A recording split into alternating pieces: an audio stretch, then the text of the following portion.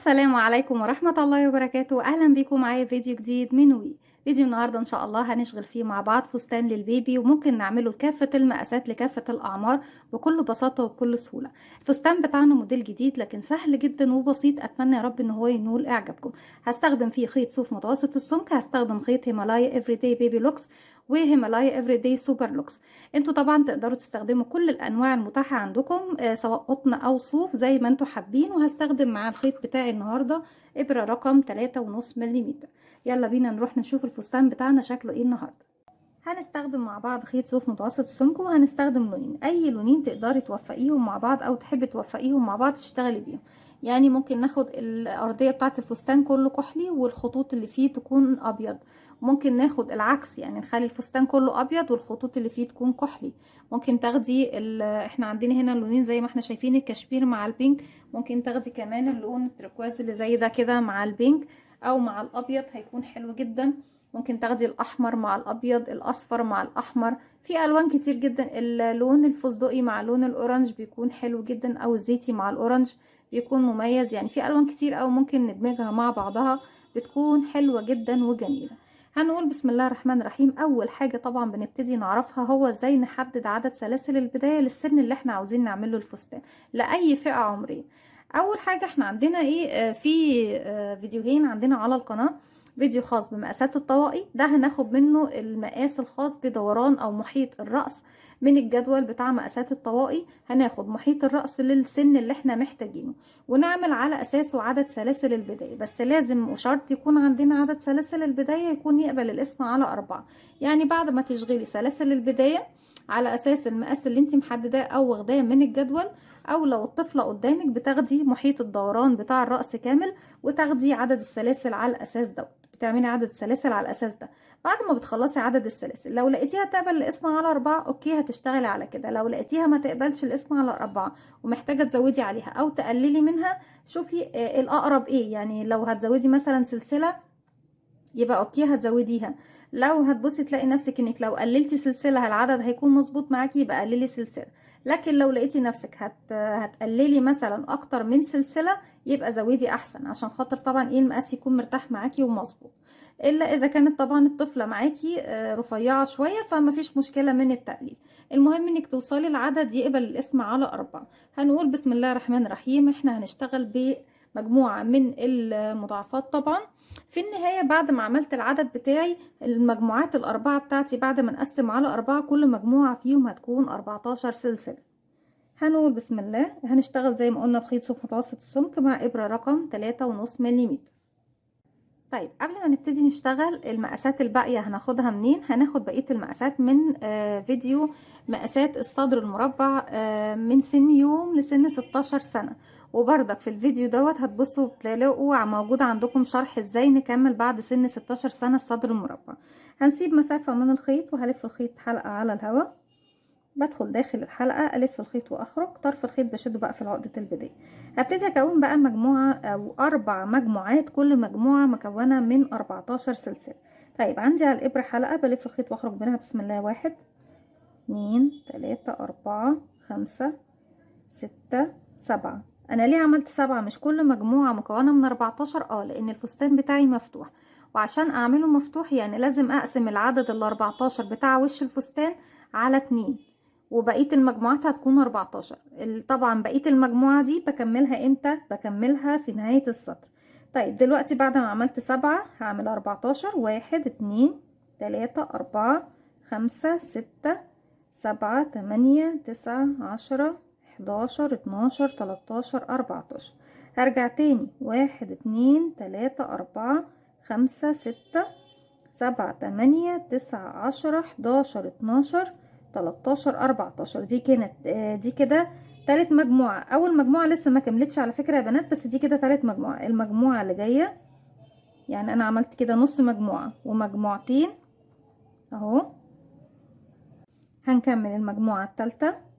1 2 3 4 5 6 7 8 9 10 11 12 13 14.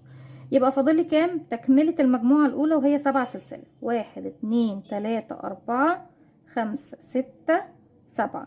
يبقى انا عملت كده 7 و7 14، وعملت 14 14 14. طيب كل واحده منهم هتكون ايه؟ السبعه اللي هنا والسبعه اللي هنا دول وش الفستان بتاعنا. 14 هيكون الكم، 14 هيكون الظهر، 14 هيكون الكم التاني يا بنات. هبتدي نشتغل بغرزة العمود بلفة، وطبعا هنستخدم غرزة الحشو في بعض الأماكن، بس في نهاية الفستان خالص أو في نهاية يعني كل مرحلة بنعملها.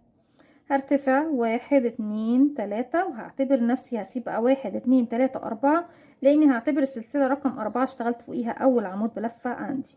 هنروح نشتغل في فوق السلسلة رقم 5 أول أو تاني غرزة عمود بلفة بمعنى صحيح، لأن أول غرزة هي الثلاث سلاسل دول. بنشتغل العمود بلفة ازاي؟ بيكون عندي على الابرة حلقة، بلف الخيط بيكونوا حلقتين، هنسيب 1 2 3 4 ونروح لرقم 5 في الحلقة الخلفية الباك لوب. ادخل هسحب الخيط وهخرج، هشد الخيط بس شوية صغيرين كده يديني طول مناسب للغرزة عشان ما اكونش ضيقة ومش مظبوطة. عندي كده تكون 3 حلقات على الابرة، هلف الخيط واخرج من حلقتين، اتبقوا 2 هلف الخيط واخرج منهم. انا عندي كده 1 2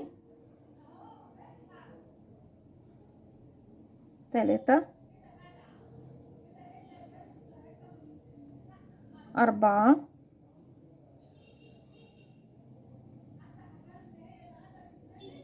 5 6 7. انا كده اخدت المجموعة الاولى بتاعتي اللي هم السبع غرزة ايه عمود بلفة. بعد ما خلصت السبعة الاولانيين اللي هم طبعا بداية الصدر بتاعي اللي هم وش يعني جزء من الصدر بتاعي، هاخد 1 2 3 او سلسلتين، يعني ايهما افضل. لو حاسة ان الثلاث سلاسل هيكونوا كتير خدي سلسلتين بس. نرجع لان المقاس عندي صغير فهخليهم سلسلتين، لو مقاس فستان اكبر هتخليهم 3 سلاسل. الف الخيط، انا اشتغلت هنا اخر واحده، هروح للي بعدها بقى ابتدي اشتغل 14 غرزه عمود كده. 1 2 3 4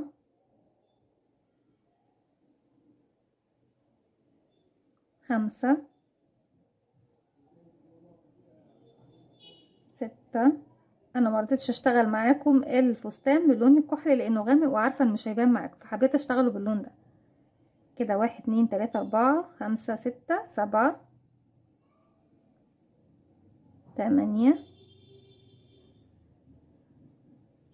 9 10 11 12 13 14. كده خلص عندي المجموعة الخاصة بالكم الأول. بصوا أنا كده عندي خلاص هيبدأ الشكل الصدر المربع بتاعي يبان شكله اهو. بصوا كل زاوية بنعملها بتبتدي تربع معايا الصدر بتاعي. طيب هنا 14 وأخدت سلسلتين 1 2، هروح بقى في الغرزة اللي بعدها أشتغل. يعني أنا اشتغلت هنا آخر واحدة، بروح اللي وراها على طول بشتغل 1 بردك 14 غرزة 2 3 4 5 6 7 8 9 10 11 12 13 14. كده المجموعة أنا عندي هنا مجموعة 2 سلسلتين 1 2، وارجع اكرر تاني 14 غرزة. انا اشتغلت هنا اروح للي بعدها اول واحدة من 14 1 2 3 4 5 6 6 7 8 9 10 11 12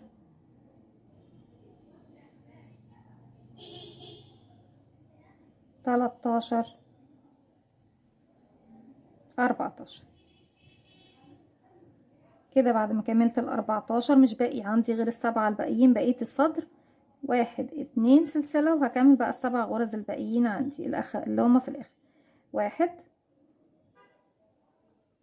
2 3 4 5 6 7. طيب كده اتكون عندي خلاص الصدر المربع.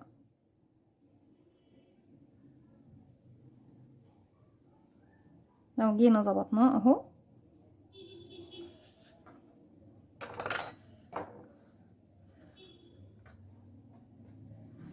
بالشكل ده اهو، كده اتكون عندي صدر الفستان. انا بعمل الفستان لسن من يوم ل3 شهور زي ما احنا شايفين. انا عندي هنا الدوران من سن يوم ل3 شهور بيكون من 30 ل 33 سنتي. مفروض ان احنا بنشتغل عدد سلاسل البداية على الاساس دوت، وزي ما قلنا ان في النهاية خالص لازم يكون عدد سلاسل البداية بيقبل القسمة على 4. يا تزودي سلسلة او تنقصي السلسلة، او عدد السلاسل اللي هيكون زيادة هتزودي. طيب السطر اللي جاي بعد ما كونا خلاص بقى الزوايا بتاعتنا وعدد الغرز بتاعنا مظبوط وتمام ومفيش اي مشكلة، هبتدي بقى ارتفع السطر اللي جاي ونشوف التزايد بتاعنا بيكون ازاي. هرتفع بسم الله 1 2 3، وهعتبره اول عمود فوق العمود الاول عندي. الف الشغل الناحية التانية بالشكل ده، وهبتدي بقى ايه، انا اول غرزة خلاص اشتغلت فوقيها 3 سلاسل، اروح لتاني غرزة. لما بنيجي نشتغل بنشتغل فين يا بنات؟ عندي هنا حرف بيشبه حرف الفي، في حلقة امامية وفي حلقة خلفية، الفرونت لوب والباك لوب، وتحتهم بيكون في فراغ صغير اهو. الفراغ الصغير ده مش الفراغ اللي ما بين العمودين، لا، الفراغ الصغير اللي بيكون فوق الغرزة نفسها تحت حرف الفي. اول فراغ مش هشتغل فيه لان فوقيه 3 سلاسل، هروح لتاني فراغ واشتغل العمود بلفة التاني بتاعي، لاني خلاص اشتغلت الاول ب3 سلاسل.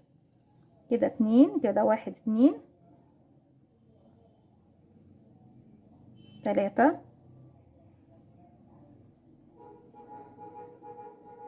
بنزل تحت حرف الفي زي ما احنا شايفين، وبدخل في الفراغ اللي تحتها. 4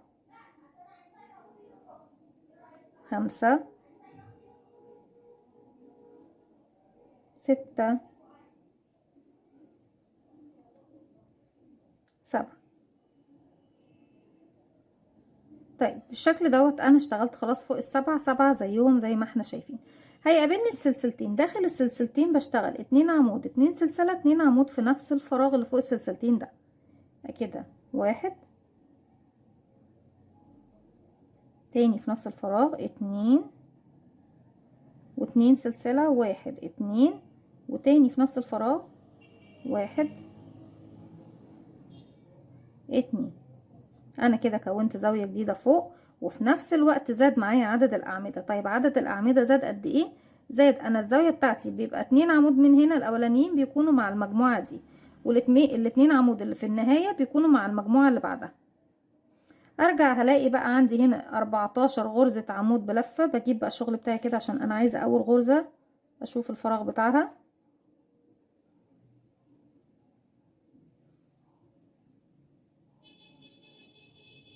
اول غرزة عندي اهي، بشتغل فوقيها عمود، وكل عمود بيقابلني بشتغل فوقيها عمود. 1 2 3 4 5 6 7 8 9 10 11 12 13 14.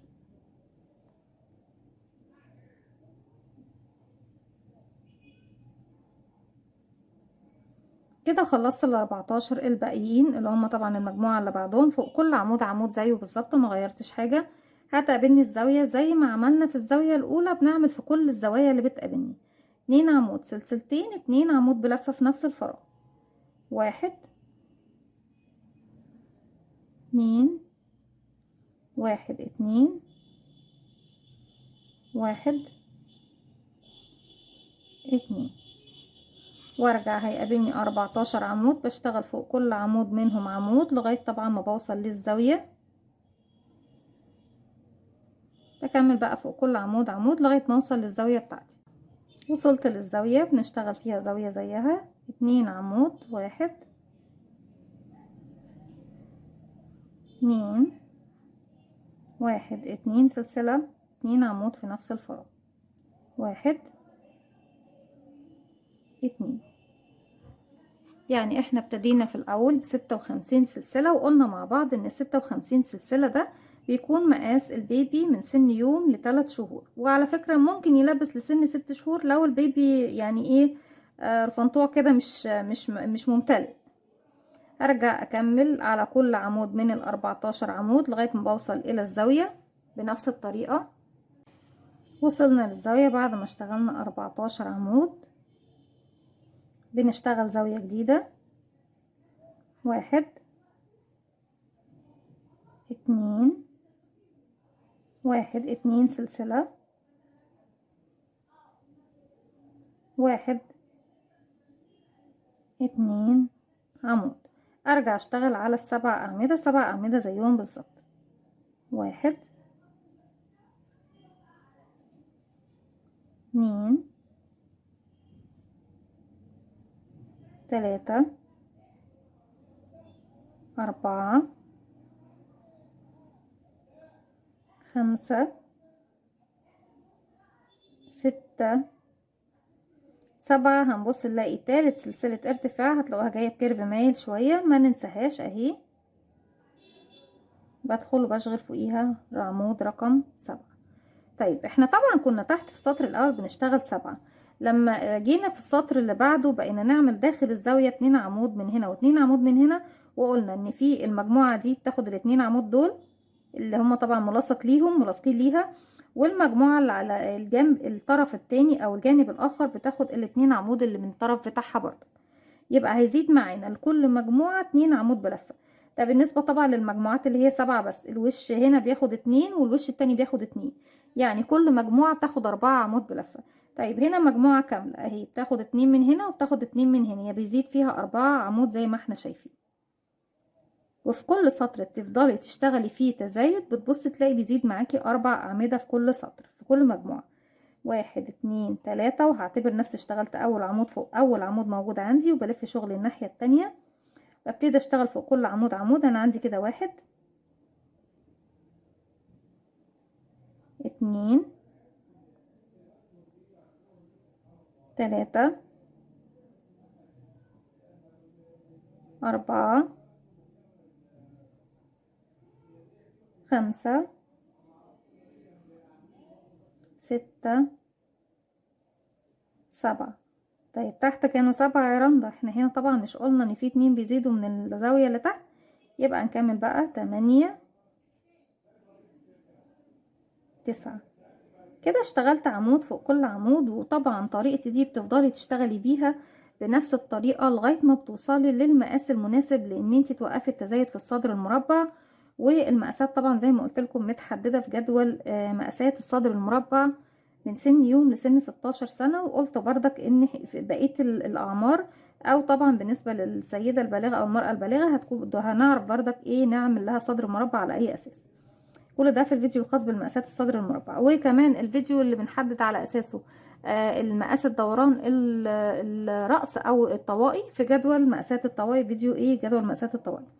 طيب كده اشتغلنا على كل عمود عمود، وعرفنا طبعا ان كل سطر بيزيد معايا لكل مجموعة 4 أعمدة. وبما اننا مقسمين الوش لاتنين يبقى كل مجموعة من الوش هتاخد عمودين من الاربعة اللي بيزيدوا عليهم. هنا وصلت للزاوية كالمعتاد، داخل الزاوية بشتغل 2 عمود 2 سلسلة 2 عمود بلف، 1 2 1 2 وتاني في نفس الفراغ 2 عمود بلف، 1 2. طيب هيقابلني هنا بقى كام عمود بلفة؟ تحت كانوا 14، لما نزود عليهم 4 يبقوا 18. تعالوا نعد مع بعض. بسم الله. 1 2 3 4 5 6 7 8 9 10 11 12 13 14 15 16 17 18. بشتغل عمود فوق كل عمود بيقابلني لغاية ما بوصل للزاوية. بشتغل 2 عمود 2 سلسلة 2 عمود، وبرجع تاني اشتغل 18 عمود فوق كل عمود عمود لغاية ما بوصل للزاوية. فوق السلسلتين بشتغل 2 عمود سلسلتين 2 عمود، 18 عمود فوق 18 عمود.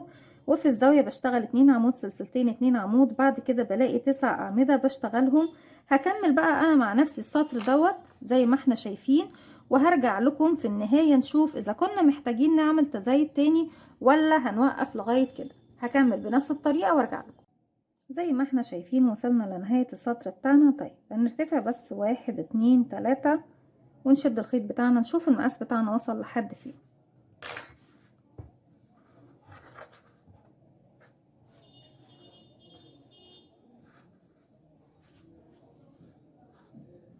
ببتدي اظبط الصدر بتاعي زي ما احنا شايفين اهو بالشكل ده. طيب اعرف امتى بقى اوقف التزايد بتاعي لغايه ما اوصل لمقاس الزاويه المناسب. طيب مقاس الزاويه المناسب ده بيكون ازاي؟ هنيجي بس نقسم الشكل بتاعنا كده، نظبط الصدر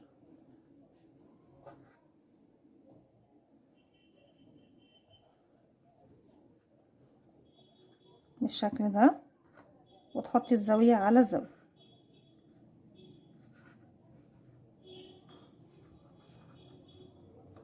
طيب المقاس بقى بحدده على اي اساس؟ مقاس الصدر بتاعي بالنسبة للسن اللي احنا اخترناه لازم يكون الزاوية بتاعتي من المكان ده للمكان ده 9 سنتي، ونصف دوران الصدر يعني الجزئية دي من الزاوية دي للزاوية دي من 20 ل21 سنتي.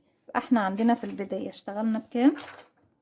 اشتغلنا عدد سلاسل البداية 56 سلسلة، اللي هو مقاسها بيكون 33 سنتيمتر. يعني احنا لازم ده يكون نفس العدد ده. تاني حاجة الزاوية اللي هوقف عندها التزايد زاوية الصدر، يعني المكان من عند المنطقة الزاوية دي. شايفين الخط ده كده؟ الخط ده كده من هنا لهنا 9 سنتي. ونصف دوران الصدر، يعني ايه نصف الدوران؟ الدوران كامل بيكون الصدر والظهر، احنا بناخد بس النصف، نصف الدوران الصدر بس بيكون عندنا نصف دوران الصدر بيساوي من 20 إلى 21 سنتيمتر. على الأساس ده طبعا بنوقف التزايد بتاعنا. طيب تعالوا بقى نقيس. أنا عندي من هنا لهنا كام سنتي؟ بظبط بس شغلي. عندي كده 5 سنتي، يبقى لسه فاضل لي تاني. لما يوصل من هنا لهنا 9 سنتي هبتدي اوقف التزايد بتاعي. يبقى انا لسه بعمل تزايد، بكمل بنفس الطريقه بتاعتي هي. اشتغلنا 3 سلاسل وهلف الخيط بتاعي الشغل بتاعي الناحيه التانية، وابتدي اشتغل عمود فوق كل عمود بيقابلني لغايه ما بوصل للزاويه. كده عندي اشتغلت رقم 1. خلاص بروح لرقم 2 2 3 4 5 6 7 8 9. تحت كنا بنشتغل 9، هنا هيزيد عليهم 2 يبقى 11 10 11 لغاية ما وصلت للزاوية. الزاوية بشتغل فيها زاوية زيها، فيها 2 عمود 2 سلسلة 2 عمود فوق السلسلتين. كده 1 2 1 2 وفي نفس الفراغ 1 2. هيقابلني الأعمدة اللي وراهم هنا بقوا كام بقى؟ نعد 1 2 3 4 5 6 7 8 9 10 11 12 13 14 15 16 17 18 19 20 21 22 زي ما احنا شايفين. ليه يا رندا كده؟ لان بناخد 2 عمود من هنا و2 عمود من هنا، يعني 4 أعمدة بيزيدوا على المجموعة بتاعتي. بشتغل عمود فوق كل عمود بيقابلني لغاية ما بوصل للزاوية. بشتغل زاوية مكونة من 2 عمود 2 سلسلة 2 عمود، بعد كده عمود فوق كل عمود، وبعد كده الزاوية فيها 2 عمود 2 سلسلة 2 عمود، عمود فوق كل عمود. في الزاوية بشتغل 2 عمود 2 سلسلة 2 عمود بلفة، وبكمل على الأعمدة بتاعتي ال11 دول 11 عمود بلفة. هكمل وارجع لكم ونشوف اذا كنا محتاجين نعمل تزايد تاني ولا لا. رجعت لكم تاني والمقاس كده وصل معايا زي ما احنا شايفين. انا عندي هنا كده يعني داخل على 8 سنتي، يعني فاضل لي كمان سطر ومش هعمل تزايد تاني، يعني هشتغل 5 سطور بس بالنسبة ايه للجزء الصدر المربع بتاعي. يعني هنرتفع 1 2 3 سلسلة والف شغل الناحية التانية، وهكمل على بقية المجموعة بتاعتي. انا اشتغلت اول فراغ، هروح لتاني فراغ واشتغل كده رقم 2 3 4 5 6 7 8 9 10 11. طبعا تحت كان 11 زاد عليهم 2 بقوا 13، كده 12 13. وده اخر سطر هنعمل فيه تزايد، مش هنعمل تزايد تاني. طبعا اللي بيحب اللي بيكمل تزايد بتكملي لغايه ما بتوصلي للمقاس اللي انت حباه. حابه نفس الفستان اللي معانا دوت يكون اكبر يعني شويه صغيرين كده بحيث انه يلبس معاكي اكتر من ال3 شهور. هتزودي سطر كمان، يعني هتعملي سطر كمان تزايد، يعني تخليه 6 سطور بدل احنا اشتغلنا 1 2 3 4 5. انت هتعملي سطر كمان، وعلى حسب الخيط اللي بتستخدميه سميك رفيع، على حسب الخيط توصلي بس معانا لغايه ما يوصل معاكي المقاس 9 سنتي. داخل الزاويه بنشتغل زاويه زيها 1 2 عمود 1 2 سلسلة، تاني في نفس الفراغ هو 1 2 عمود، وارجع بقى اكمل على المجموعة اللي وراها. المجموعة اللي وراها المرة دي بقت كام؟ 1 2 3 4 5 6 7 8 9 10 11 12 13 14 15 16 17 18 19 20 21 22 23 24 25 26 غرزة عمود بلفة. بشتغل فوقيهم 26 زيهم، وبعد كده فوق الزاوية زاوية، وبعد كده 26، وبعد كده زاوية 26، وبعد كده زاوية مكونة من 2 عمود 2 سلسلة 2 عمود، وبعد كده 13 غرزة عمود بلفة. هكمل بقى بقية الصدر المربع بتاعي زي ما احنا شايفين، وارجع لكم نكمل بقية الفستان بتاعنا مع بعض. رجعت لكم تاني وزي ما احنا شايفين المقاس بتاعي وصل 20 سنتي، وزي ما قلنا مع بعض من 20 ل21 سنتي، ايهما اقرب ال9 سنتي او ال20 سنتي. لو بصيتي لقيتي نفسك هنا وصلتي لل20 سنتي خلاص وقفي تزايد. لو بصيتي لقيتي نفسك وصلتي لل9 سنتي هنا وهنا ما جابش ال20، بيبقى في حالة تانية بتوقفي تزايد، بس بتعملي حاجة، اما انك بتعملي سطر تزايد كمان، او انك بتوقفي تزايد وبتبتدي تزودي السنتي اللي ناقص معاكي دوت في المكان اللي هتقفلي فيه عند الزاوية. طيب في المرحلة دي كده خلاص وصلنا للمكان اللي احنا وقفنا فيه التزايد بتاعنا، يعني مقاس الصدر بتاعي كده مظبوط وتمام، مش هعمل تزايد تاني. وعرفنا يعني ايه الزاوية، وعرفنا امتى نوقف التزايد بتاعنا. هرتفع بسم الله 1 2 3 سلسلة وبلف شغل الناحية التانية. ببتدي بقى خلاص بشتغل بدون تزايد، يعني ما بعملش زوايا، هشتغل فوق كل عمود عمود زي كده. اول عمود، تاني عمود، 3 4 5 6 7 8 9 10 11 12 13 14 15. هتقابلني الزاوية دي هشتغل فيها 2 عمود بلفة بس. 1 2. يبقى اشتغلت داخل الزاوية ايه 2 عمود بلفة، مش هشتغل سلسلتين. طيب هتعملي ايه يا رندا؟ هجيب بقى، بصوا هجيب الجزء ده، انا عندي هنا الاعمدة بتاعتي دي كلها هتنيه بالشكل ده، واجي مش هشتغل على الاعمدة دي خالص، هتلاشاها خالص، واجي للزاوية اللي بعدها وهدخل فيها واشتغل 2 عمود بلفة. 1 2. انا قفلت الجزء ده او المكان بتاع الكم بتاعي هنا. يبقى اشتغلت ايه؟ اشتغلت الاعمدة اللي في البداية، المجموعة اللي في الصدر طبعا، وجيت في الزاوية اشتغلت 2 عمود بلفة بس فقط لا غير، يعني ما كملتش سلسلتين 2 عمود كمان، لا. وبعد كده تنيت الشغل بتاعي زي ما احنا شايفين، جبت الزاوية دي عند الزاوية دي ودخلت في الزاوية الجديدة واشتغلت 2 عمود بلفة زي ما احنا شايفين. طيب يا رندا انت قلتي احنا ممكن لو مش عاوزين نعمل تزايد تاني نعوض دوت في المكان ده. طيب انا لو هعوض ده في المكان ده هعمل ايه يا بنات؟ بعد ما اشتغلت العمودين دول بشتغل بقى مجموعة من السلاسل. انا عندي السلسلتين الاربع سلاسل بيكونوا لي تقريبا سنتي. يعني احنا مثلا عندنا ايه، هنشتغل 1 2 في سلسلتين من الناحية دي وسلسلتين في تحت الإبط التاني. بالشكل ده بنكمل السنتي بتاعنا، يعني او على عدد بقى، على حسب المقاس اللي ناقص عندك بتزودي سلاسل. بتقسمي بس المقاس اللي ناقص عندك، لو سنتي بتقسمي نص سنتي تحت الإبط ده ونص سنتي تحت الإبط التاني. لو زاد عندك 2 سنتي بتعملي هنا سنتي، يعني 4 سلاسل، وبتعملي في الاتجاه التاني 4 سلاسل وهكذا. لكن انا المقاس معايا مظبوط زي ما شفنا، فخلاص مش هعمل ايه سلاسل. انا بعد ما اشتغلت 2 عمود بلفة هنا بضم بقى ايه المجموعة دي على المجموعة دي وبشتغل هنا 2 عمود بلفة في الزاوية التانية، لان المقاس معايا مظبوط مش محتاج اي تزايد. 1 2.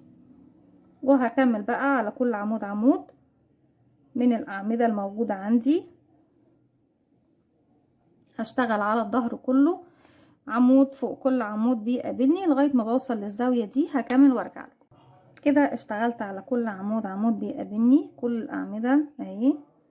وصلت للزاوية هشتغل جوه منها ايه 2 عمود بس. 1 تاني في نفس الفراغ 2. وهسيب كل ده وهجيب الزاوية التانية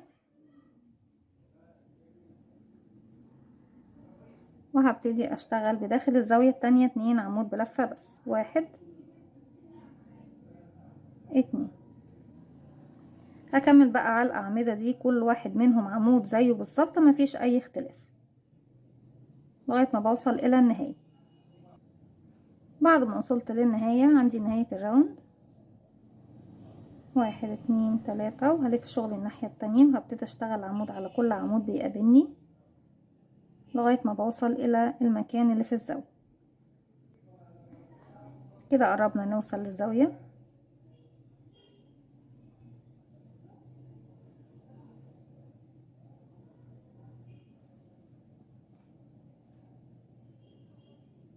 داخل الفراغ دوت، هو مش فراغ عادي يعني، هو مجرد الفراغ بتاع المكان اللي احنا ايه شبكنا عنده.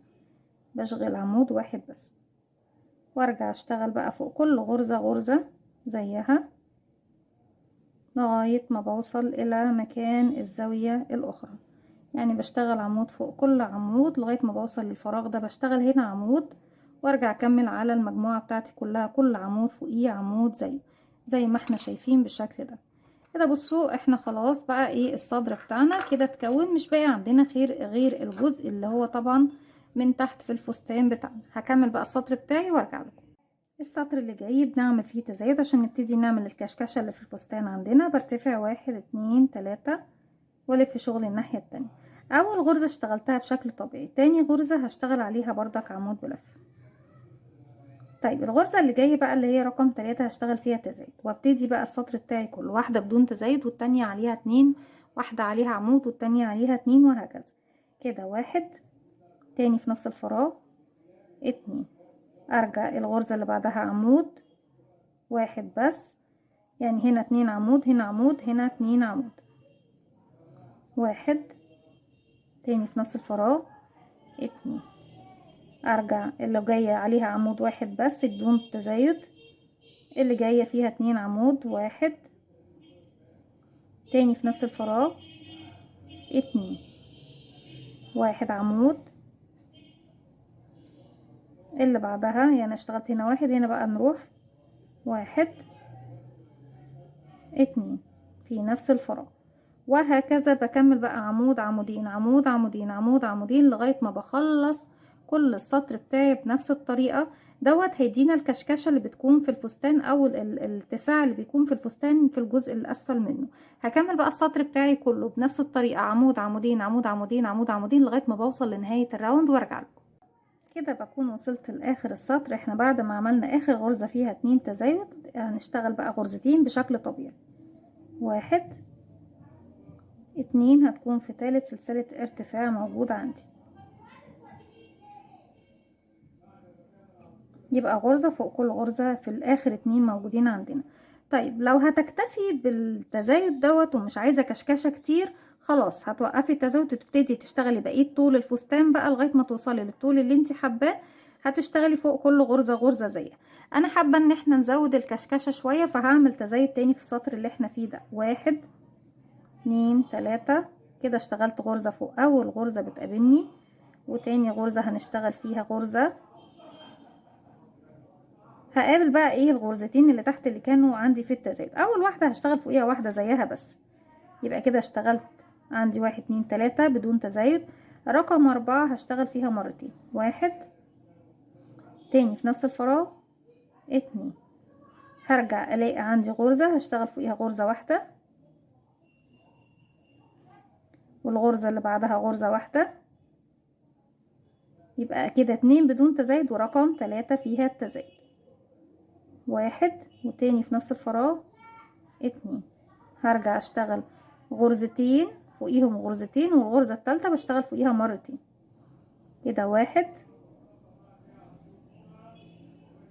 واللي بعدها 1، وبعد كده بعمل تزايد في الغرزة رقم 3 يعني بشتغل فوقيها مرتين. 1 تاني في نفس الفراغ 2 وبكمل بقى لغاية ما بوصل لنهاية السطر بتاعي. في نهاية السطر بتاعي هتبصوا تلاقوا ايه ان عندنا هنا اشتغلنا بصوا هنشتغل هنا غرزة غرزة وهنا غرزة وهنا غرزتين في الغرزة دي، وبعد كده هشتغل اخر غرزتين بدون تزايد يعني هشتغل فيهم 1 2 بس. هكمل بقى السطر بتاعي وارجع لكم نبتدي نشتغل. السطر اللي جاي هيكون بقى بداية ارتفاع للفستان كله، هشتغل كل الفستان بنفس العدد اللي هيكون موجود معايا في السطر دوت، مش هعمل تزايد تاني، يعني هكمل السطر دوت بالتزايد زي ما انا ماشية وارجع لكم نشوف هنكمل ازاي. رجعت لكم تاني وكده وصلت لنهاية السطر بتاعي. السطور اللي جاية كلها مش هعمل فيها تزايد، هشتغل غرزة فوق كل غرزة بس لغاية ما بوصل لطول الفستان، وهو اخر مقاس عندي بيبتدي من 25 سنتي الى 30 سنتي، ولو حابة تزودي عن كده ده يرجعلك لو عاوزة الفستان اطول، لكن المقاس المظبوط التمام بالنسبة للبيبي للسن دوت هو من 25 سنتي الى 30 سنتي. من بداية الفستان بتقيسي لغاية نهاية الفستان بتاعك. هرتفع 1 2 3 وكل غرزة خلاص بقى هشتغل فوقيها غرزة واحدة بس لغاية ما بوصل لنهاية السطر بتاعي. بشتغل زي ما قلت لكم لغايه ما بوصل للطول اللي انا محتاجاه للفستان، او نوصل طبعا للرقمين اللي احنا كتبناهم مع بعض دلوقتي. بشتغل لغايه ما بوصل يعني هسيب اخر 5 سطور هنشتغلهم مع بعض، لاني هشتغل باللونين مع بعض. هنبتدي بقى ندخل اللونين مع بعض في اخر 5 سطور كده بالشكل دوت. بسم الله الرحمن الرحيم.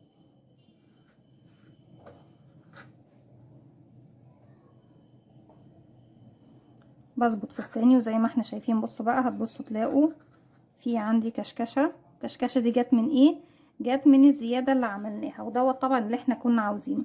اذا مش حابين الكشكشه كده كتير جدا يبقى هتكتفي بالسطر الاول بس اللي عملنا فيه تزايد، كان غرزة او غرزة لا، ومش هتعملي السطر التاني في الكشكشة وتكملي بشكل طبيعي بقى غرزة فوق كل غرزة تقابلك لغاية ما توصلي لطول الفستان.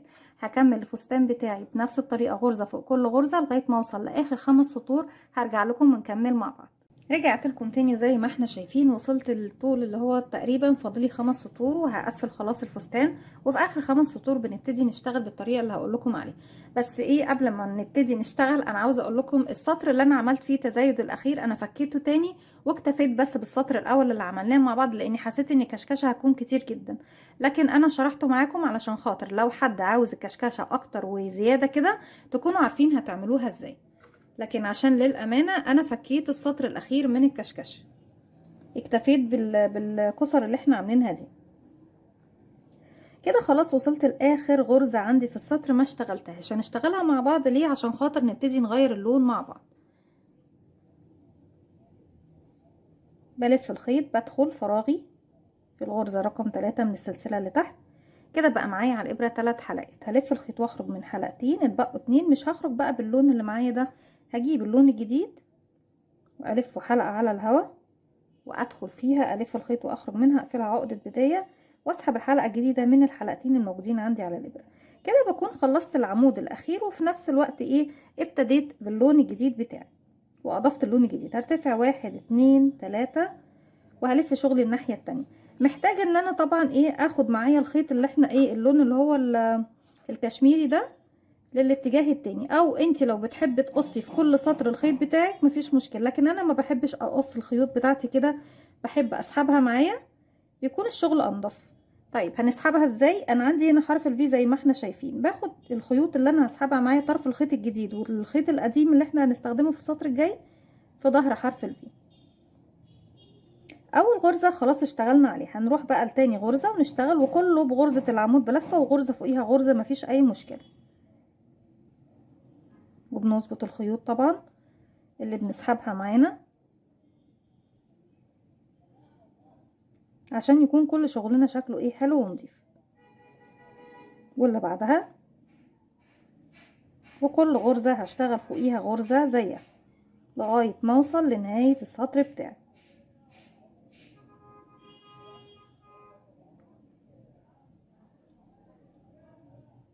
بصوا لما بنشتغل على الخيوط من هنا شكله نضيف، ومن هنا كمان شكله نضيف، وما عنديش اي حاجة باينة من الجوانب زي ما احنا شايفين.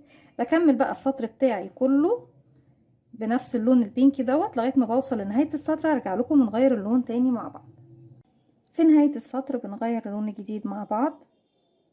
بشتغل اخر عمود وابتدي اسحب اللون التاني، 1 2 3 وبلف شغلي الناحية التانية.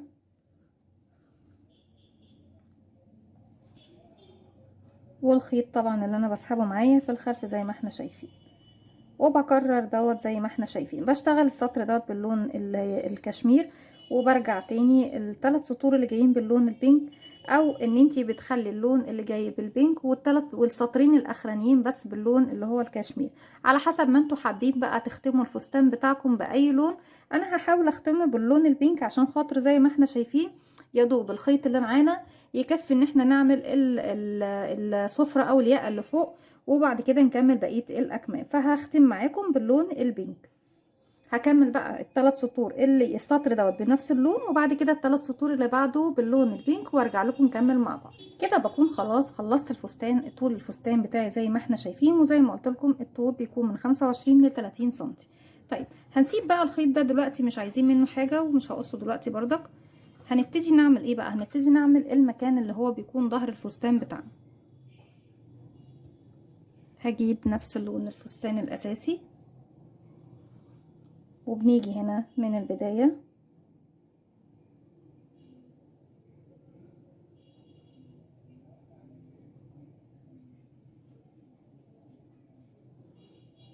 بوصل الخيط تاني مرة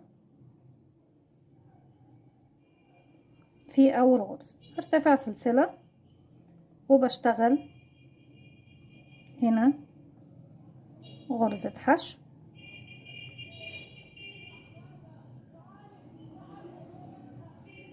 واللي بعدها حشو 2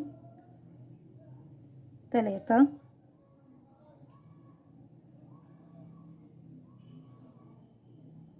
4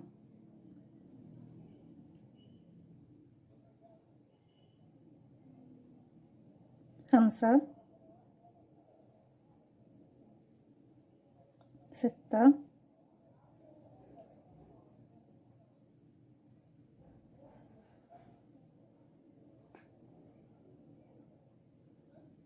7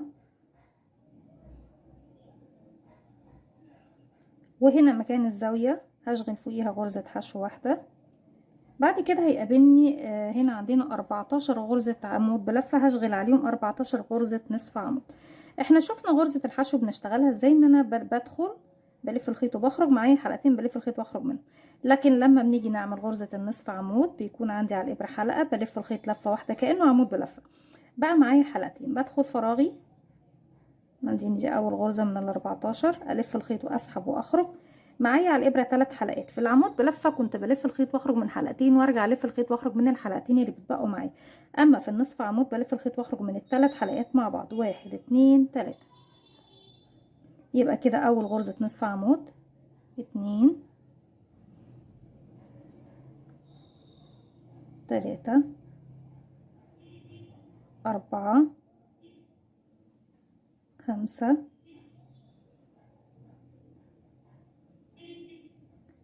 6 7 8 9 10. اشتغلت 10 من ال14 اللي تحت، بس ال10 كانوا نصف عمود، صح كده يا بنات؟ طيب هنكمل ال10 دول بايه؟ فاضل لنا 4. هشتغل ال4 دول غرزة عمود بلف كده، 1 2 3 4. انا في الزاويه الاولانيه خالص اللي عند غرزه الحشو انا ما اشتغلتهاش، ما عملتها الزاويه، اشتغلتها غرزه عادي جدا. طيب هنا في الزاويه دي لما اشتغلت 4 عمود قبلها هعملها زاويه كاني بشتغل زي الزوايا اللي تحت دي، يعني هدخل داخل الزاويه اشتغل 2 عمود سلسلتين، 2 عمود بلفه كده، 1 تاني في نفس الفراغ، 2 1 2 سلسله، وهدخل تاني في نفس الفراغ واشغل كمان 2 عمود بلفه، 1 2. هيقابلني 14 غرزة عمود بلفة، دول بقى هشتغلهم من ال14 كاملين بغرزة العمود بلفة. دي اول واحدة اهي، 1 2 عفوا 3 4 5 6 7 8 9 10 11 12 13 14. هتقابلني مكان الزاوية هشتغل فيها زاوية زي اي زاوية، 2 عمود 2 سلسلة 2 عمود بلفة في نفس الفراغ كده، 1 2 1 2 سلسلة، 1 2 عمود. هيقابلني 14 عمود، هشتغل اول 4 اعمدة فوقيهم 4 اعمدة زيهم، 1 2 3 4. وبقية ال10 هنشتغلهم نصف عمود هاف دبل كروشيه، 1 2 3 4 5 6 7 8 9 10. الزاوية بشغل فيها غرزة حشو، والجايين السبعة بشغل فوقيهم غرز حشو.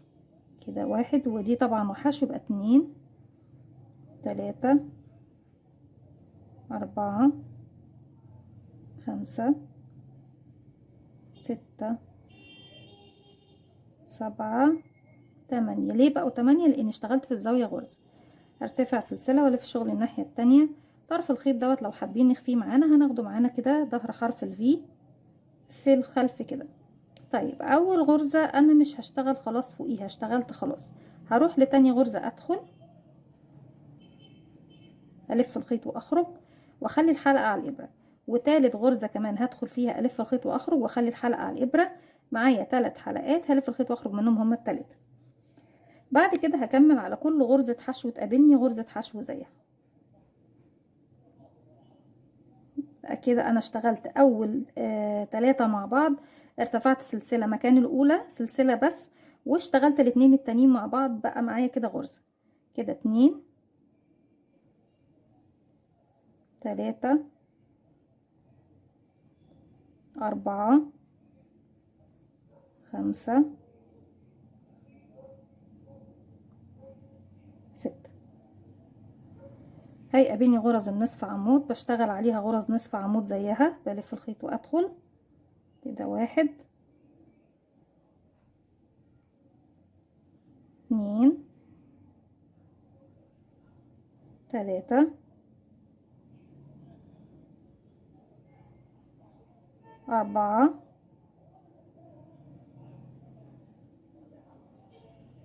5 6 7 8 9 10. طيب بعد 10 هبص الاقي الأربعة غرزة نصف عمود، والزاوية بتاعتي هناخد منها 2 عمود يبقوا 6. يبقى كده 1 2 3 4 5 6. هتقابلني الزاوية اللي فيها سلسلتين بشتغل فوقيها زاوية مكونة من 2 عمود سلسلتين 2 عمود بلفة في نفس الفراغ. 1 2 1 2 1 2. هيقابلني الأعمدة بلفة لغاية ما بوصل للزاوية، هشتغل على كل عمود منهم عمود زي ال14. طبعا بيزيدوا من عندي من هنا 2 عمود ومن هنا 2 عمود، هيبقوا 18 غرزة عمود بلفة. كده خلاص وصلت للزاوية، بشتغل عليها زاوية فوق السلسلتين 2 عمود سلسلتين 2 عمود بلفة في نفس الفراغ. 1 2 1 2 تاني في نفس الفراغ 1 2.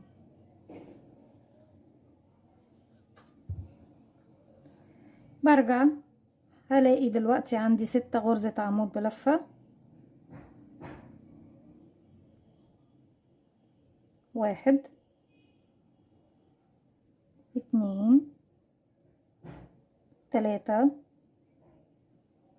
4 5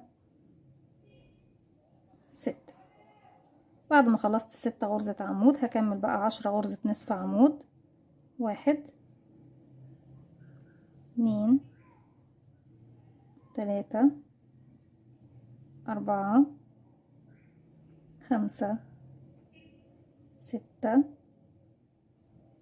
7 8 9 10. غرز الحشو 1 عفوا 2 3 4 اخر واحدة بسيبها 5 كده، وهاخد اخر 2 مع بعض، 1 2، والاخيرة خالص ما بشتغلش فيها اساسا بالشكل ده. طيب انا محتاجة اغير اللون، اخد اللون البينك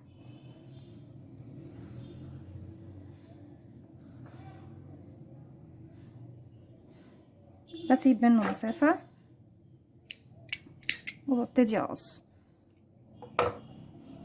طيب لما بنيجي بنغير بقى في غرزة النصف عمود ازاي، او غرزة عفوا الحشو ازاي. انا عندي هنا 3 حلقات اللي كنت بختصرهم، في ال3 حلقات دول هسحبهم باللون الجديد.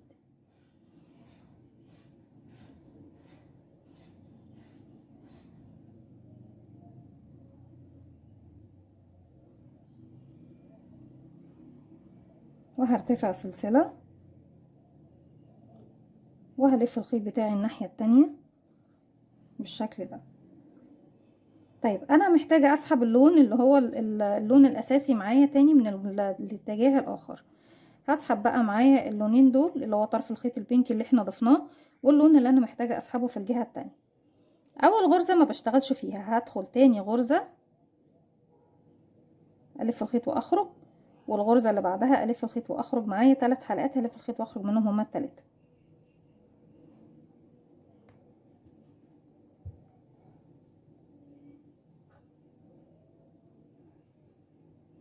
وابتدي اشتغل. انا عندي هنا كام حشو؟ احنا دي اول واحدة اشتغلناها اللي هما كانوا 2 مع بعض، وسيبنا اول واحدة كده 2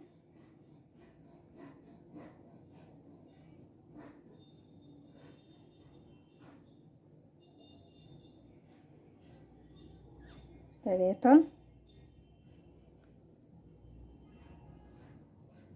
انا عاوزة اشوف بس انا ايه اول واحدة اشتغلتها حشو تحت فين.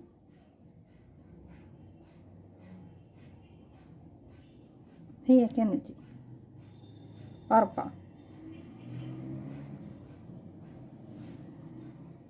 وهنشتغل الغرز النصف عمود عليها غرز نصف عمود زيها. 1 2 3 4 5 6 7 عفوا 8 9 10 عفوا. هبص الاقي عندنا هنا بقى تحت بقوا كام. انا عندي كده 1 2 3 4 5 6 7 8. هما تحت كانوا 6 صح يا بنات، لكن احنا لما بنزود 2 من الزاوية بقوا عندي هنا 8. هشتغل عليهم كل واحد فيهم عمود بلفة. 1 2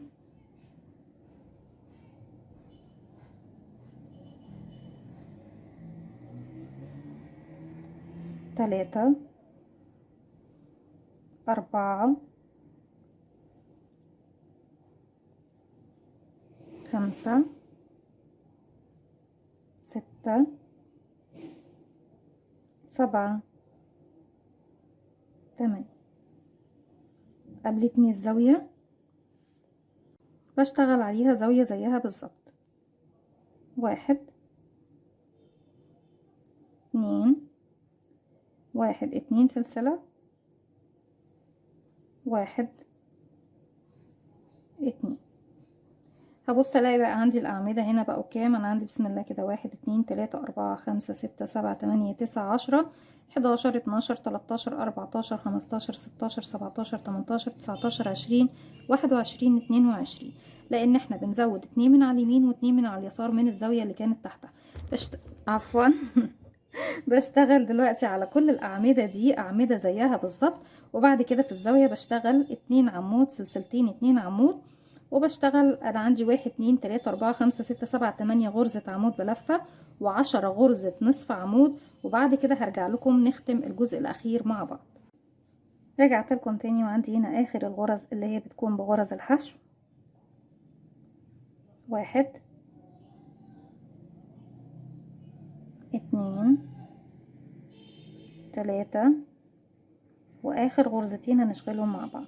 1 واخلي الحلقة 2 واخلي الحلقة هسيب بقى اللون البينك وابتدي اسحب اللون الكشمير. اخر غرزة ما بشتغلهاش، اسحب من الثلاث حلقات، ارتفع سلسلة والف شغلي الناحية التانية.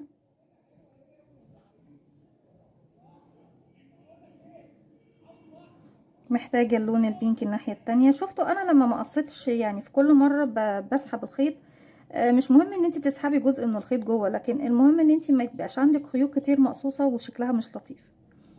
اول غرزة ما بشتغلش فيها، تاني وتالت غرزة بدخل عندهم، 1 2 وبقفلهم مع بعض، واتبقى لي غرزة حشو واحدة. بعد كده 10 غرزة نصف عمود، 1 2 3 4 5 6 7 8 9 10. بعد كده هيقابلني بقى غرز العمود بلفة كلها بشتغلها لغاية ما بوصل، بشغل فوق كل عمود عمود لغاية ما بوصل للزاوية، بشغل 2 عمود 2 سلسلة 2 عمود. بعد كده بشغل كل الأعمدة اللي هنا أعمدة زيها، وفي الزاوية بشغل 2 عمود سلسلتين 2 عمود، وبعد كده الأعمدة فوقيها أعمدة، والنصف عمود ال10 دول فوقيهم نصف عمود. وبعد كده هرجع لكم في النهاية بقى نشغل آخر غرزتين حشو مع بعض، وابتدي اشتغل بالسطر اللي جاي باللون البينك. وهنختم بقى الكولا او الياقة دي بردك باللون البينك، ايه زي ما احنا هنختم الفستان بنفس اللون. هكمل وارجع لكم. رجعت لكم تاني وهنشتغل طبعا اخر الغرز مع بعض. بس زي ما احنا شايفين احنا وصلنا للشكل اللي احنا محتاجينه. من قدام بيكون عندي الشكل زي الياقة كده، ومن الخلف بيكون عندي الشكل ده. طيب بنكمل بقى السطر بتاعنا.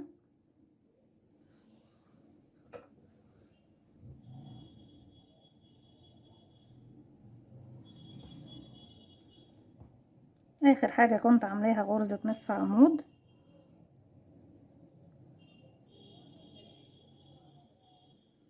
بعد كده هيقابلني غرزة حشو واخر غرزتين، وطبعا الاخيرة ما بشتغلهاش، بعمل 2 مع بعض، 1 2. هسيب بقى اللون اللي هو الاساسي وهسحب اللون البينك، سلسلة. هبتدي بقى نقص اللون الاساسي لان خلاص السطر اللي جاي هو اخر سطر معايا.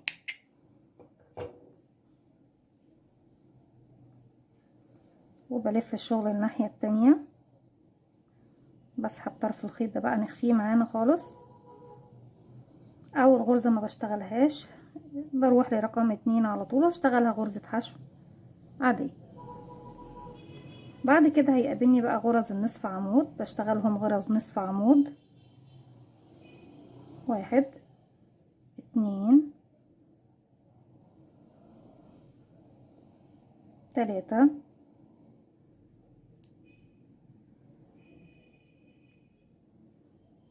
4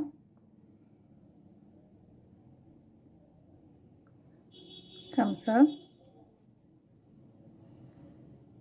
6 7 8 9 10. هبص الاقي اللي جايين كلهم غرز اعمده، بشتغل فوقيهم اعمده، وفوق الزاويه بشتغل زاويه مكونه من 2 عمود سلسلتين 2 عمود، وفوق الاعمده اعمده، وفوق الزاويه زاويه، وبردك فوق الاعمده اعمده لغايه ما بوصل ل10 غرزه نصف عمود، بشتغلهم 10 غرزه نصف عمود، وفي النهايه بشتغل غرزه حشو واحده. هكمل لغايه ما اخلص نصف عمود وارجع لكم نكمل مع بعض. وفي نهايه السطر بتاعنا بعمل غرزه حشو واحده، بسيب مسافه من الخيط وببتدي اقص.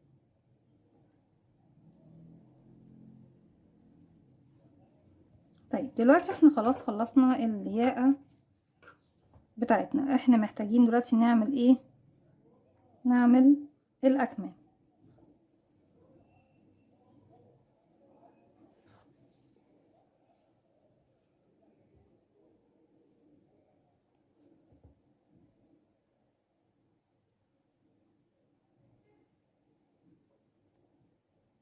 بسحب الخيط بالشكل ده من تحت الابط اهو، وهرتفع 1 2 3 سلسلة، وهعتبره غرزة عمود بلفة. هنا عندي عمود جاي بالعرض هشتغل عليه 1 عمود، مش هشتغل عليه 2 لاني مش محتاجة اعمل تزايد قوي. هروح بقى للفراغ بتاعي، عندي هنا العمود خلاص فوق الزاوية بشتغل عمود، فوق العمود بشتغل عمود. الدوران ده كله اعمدة عادية بشتغل عليه اعمدة لغاية ما بوصل للنهاية بشكل طبيعي جدا، مفيش اي مشكلة.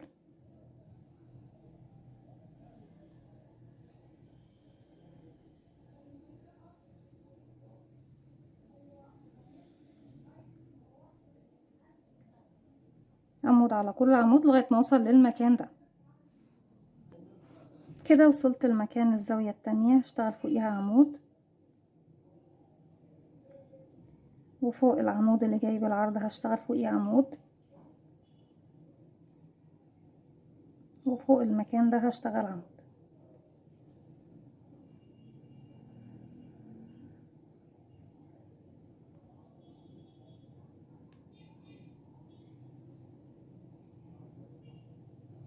في نهاية السطر بقفل بمنزلقة في ثالث سلسلة ارتفاع. كده خلاص أسسنا سطر طبيعي نقدر نشتغل عليه الكم بتاعنا.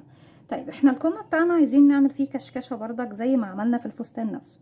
هرتفع 1 2 3، وأول فراغ اشتغلت فوقيه عمود واحد، تاني فراغ هشتغل فيه مرتين 1 2، العمود اللي بعده عمود واحد، هنا كان واحد، هنا هيكون فيه 2 1، وتاني في نفس الفراغ 2، الفراغ اللي جاي عمود، والفراغ اللي جاي 2 عمود، فيه انكريز يعني تزايد 1 2، وهكذا عمود فيه عمود وعمود فيه عمودين لغاية ما بخلص الدوران بتاعي كله. ولما بوصل لنهاية السطر بقفل بمنزلقة في أول غرزة عملناها في ثالث سلسلة ارتفاع. لسه مستمرين بنعمل تزايد. طيب ارتفاع 1 2 3، كده اشتغلت فوق أول غرزة، تاني غرزة هشتغل فوقيها غرزة واحدة بس، يبقى كده أول غرزة فوقيها غرزة، تاني غرزة فوقيها غرزة، تالت غرزة هشتغل فيها مرتين، يعني هعمل فيها تزايد انكريز 1 2 في نفس الفراغ، وارجع تاني غرزة فيها غرزة 1، والغرزة التانية فيها غرزة، ورقم 3 فيها تزايد يعني بشغل فيها مرتين 1 2، وبكمل الراوند بتاعي كله، السطر بتاعي كله بنفس النظام. هكمل وارجع لكم. في نهاية السطر بتاعنا في اخر غرزة هنبتدي نغير اللون للون البينك. هخرج من حلقتين بس، وايه في اخر حلقتين في العمود هبتدي اضيف اللون الجديد.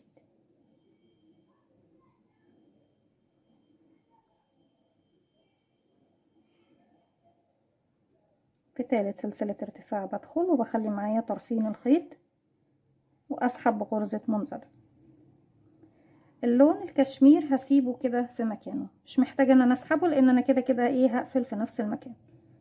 بارتفاع 1 2 3، وهبتدي اشتغل. انا كده اشتغلت عمود 2،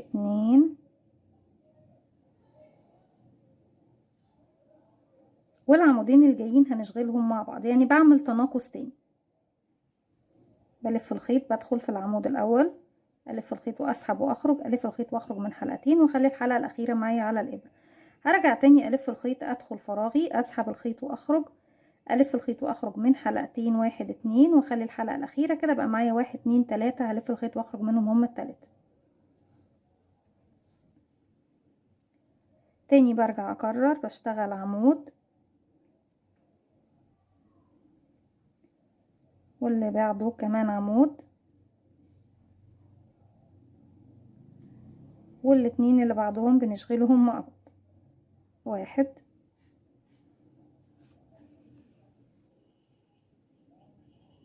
وبخلي الحلقة الأخيرة منه، ارجع الف الخيط وادخل واشتغل حلقتين واخلي الحلقة الأخيرة معايا كده 3 حلقات، هلف الخيط واخرج منهم، وبكرر دوت لغاية ما بخلص الراوند بتاعي كله. واحنا كده بدأنا نضم الكم بتاعنا تاني. رجعت لكم تاني واشتغلت اخر غرزة وغيرت اللون بتاعي. في اخر سلسلة ارتفاع بدخل وبقفل بغرزة منزلق. بردك بسيب اللون البينك الناحية دي وببتدي اشتغل باللون الاساسي معايا. لسه طبعا محتاجة اعمل تناقص. التناقص بتاعي بيكون في الغرزة رقم 2، يعني برتفع 1 2 3 والغرزتين اللي جايين هنشغلهم مع بعض. 1 واخلي الحلقة الأخيرة، 2 واخلي الحلقة الأخيرة، كده معايا 3 حلقات هلف الخيط واخرج منهم. بشتغل غرزة بدون تناقص لآخرها وغرزتين اللي جايين مع بعض. 1 2 وبسحب الاتنين مع بعض وبكمل السطر بتاعي كله بنفس الطريقة. كده خلاص وصلنا لبداية السطر الجديد. خلصت السطر اللي فات وقفلت كمان بغرزة منزلقة. لسه محتاجين نعمل تناقص لان طبعا كم البيبي مش كل دوت. هنرتفع 1 2 3 وهشتغل بقى الغرزتين اللي جايين مع بعض. 1 2 غرزة لوحدها والغرزتين اللي بعديها مع بعض. 1 2 غرزة لوحدها والاتنين اللي بعدهم مع بعض. 1 2 لغاية ما بخلص السطر بتاعي كله. بالشكل ده خلاص وصلت للمقاس اللي انا محتاجاه. انتوا لو هتكملوا بنفس الطريقه دي، لو حابين كم كامل، انا الفستان الموديل بتاعه بيكون نص كم وبيتلبس تحتيه طبعا تيشيرت قطن باي لون من الوان الفستان نفسه. لكن لو حابين تكملوا بكم كامل هتشتغلوا بقى على كل عمود عمود واحد بس لغايه ما بتوصلوا لطول الكم اللي طبعا انتوا محتاجينه او طول الكم المخصص للسن اللي انتوا بتشتغلوا. انا مش هكمل كم، كل اللي انا هعمله بس ان انا بعمل الاطار الاخير بتاعي بشكل بردك يشبه الكورنيش شوية.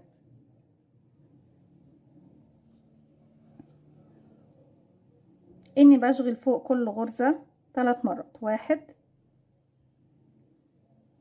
2 3 1 2 3 وهكذا في كل غرزة بشتغل 3 غرز لغاية ما بوصل الى نهاية السطر. رجعت لكم تاني وبكده بيكون خلص الكم معايا وبكمل الكم التاني بنفس الطريقة.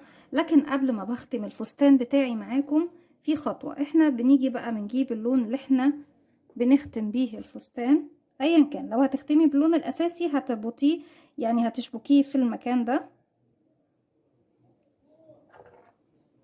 في بداية الشغل عندي هنا، وتبتدي ترتفعي سلسلة وتشتغلي على كل غرز المكان يقابلك بتشتغلي غرز حشو. كده اشتغلت 1 2 هيقابلني العمود هشتغل عليه 2 حشو. 1 2 المكان اللي هو طبعا بيكون القاعدة بتاعة العمود بشتغل عليها 1 ومكان العمود نفسه بشتغل عليه 2 1 2 هلاقي فراغ اللي هو طبعا بيكون رأس العمود بشتغل عليه مرة، وهكذا بشتغل بقى غرز حشو لغاية ما بوصل للمكان ده. وبعد كده برجع ألف دوران الفستان بتاعي كله واجي هنا وارجع اطلع للمكان ده واقفل هنا بغرزة منزلقة بعد ما بخلص طبعا الفستان بتاعي كله. في النهاية بيكون ده شكل الفستان بتاعنا اهو. بصوا شكله قد ايه جميل، موديل جديد مميز وسهل طبعا. حابين تكملوا بعد ما تطلعوا هنا بغرز حشو على كل الغرز اللي بتقابلنا لغاية ما نوصل للمكان ده تاني ونقفل هنا بمنزلقة، بردك هيكون شكله جميل جدا ومميز. ده الوش بتاع الفستان وزي ما احنا شايفين قد ايه الكم بتاعنا منتفخ وجميل وشكله حلو جدا. لو حاسين ان المكان ده هيكون واسع ممكن نركب شريطة في المكان دوت وتكون كده كفيونكة تربطيها تضيقي توسعي زي ما انت عاوزة.